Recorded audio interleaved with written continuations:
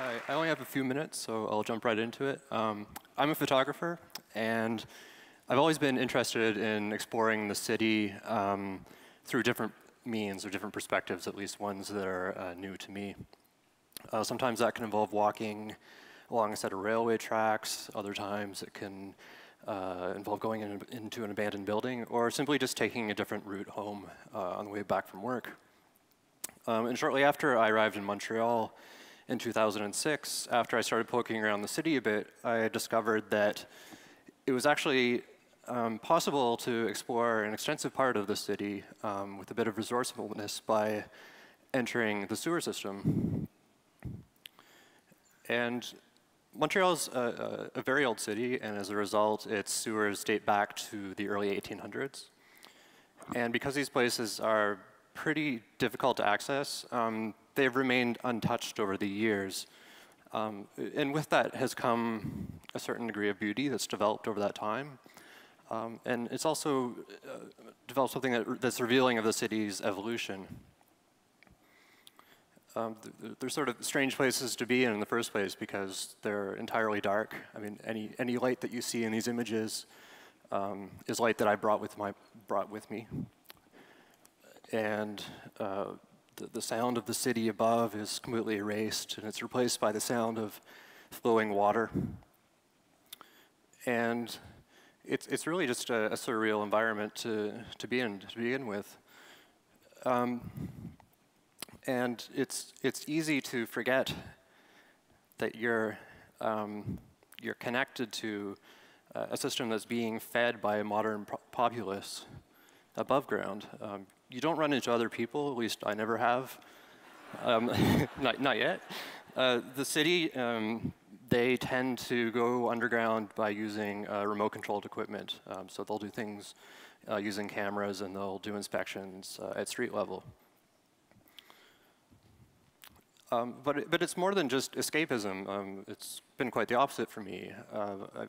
I've found that it's enabled me to feel a deeper connection with the city as a whole. And part of that comes with just having to go to neighborhoods, different parts of the city to get into these places that I might not visit otherwise. And over time, I've developed sort of an intimate relationship with the city, knowing not only what's underground, but how that's connected to the landscape above it. And I've developed an interest in the context of these places. Why were they built in the first place? And many times I'm taken right back to the early days of the city, because before there were sewers, there were creeks, and these creeks played a vital role in the city's development. Two creeks in particular defined the early boundaries of the old city, and later on the creeks created sort of the basic framework for roads that we drive on today. And over time, those creeks just became so polluted that it made sense to drive them underground and to contain them within a sewer system.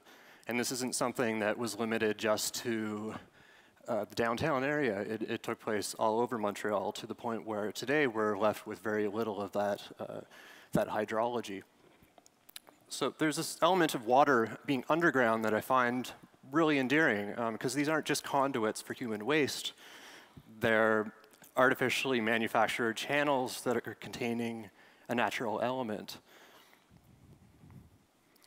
And there's also this element of mystery underground that I find really captivating. So much of the city above us has been meticulously researched and documented and fed back to us in a myriad of different ways, but the underground is still kind of vague and murky, and it's not always clear as to why things are the way they are. The darkness only amplifies that. And as a photographer, that darkness is usually a nuisance, but underground, it's actually a different story. It's quite liberating in the sense that I'm given a blank canvas to work with, and I'm using my light to define the space, to give it some life, if only temporarily. After I leave, it returns to darkness again. And I feel it's important to photograph these places because you can go to the city archives of Montreal and you'll find a box of photographs showing sewers taken between the 1920s and the 1960s, mostly showing construction and final inspection. You'll find sewer maps, you'll find all kinds of documents relating to technical details. But what you won't find are color photographs, and you certainly won't find photographs that present these places as anything more than cold, hard infrastructure. And on top of that, you certainly won't find personal accounts of what it was like to be underground in the first place. You won't find any record that suggests people were there for any other reason than official city business.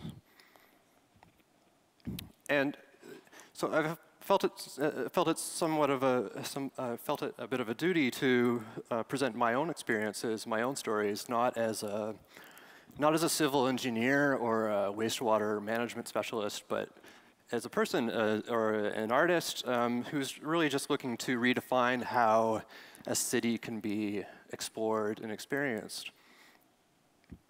I think too often our role as citizens, we're discouraged from wandering beyond set paths in the city, whether that's sidewalks or roads or fences.